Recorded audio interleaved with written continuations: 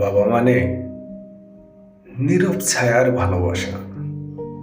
বাবা এমন একজন মানুষ যিনি নিজের কষ্টের কথা কাউকে বলেন না।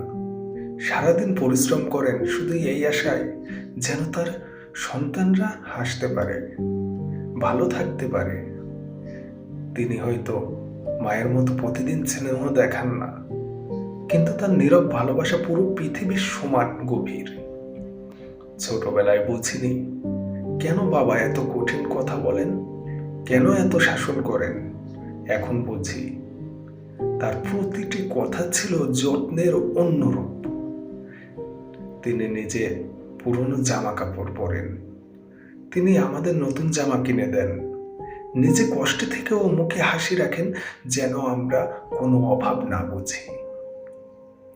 বাবা আসলে এক ছায়া, যিনি সবসময় আমাদের পেছনে দাঁড়িয়ে থাকেন, আমাদের রোদ থেকে বাঁচান আর নিঃশব্দে ভালোবাসা ঢেলে দেন প্রতিটি মুহূর্তে।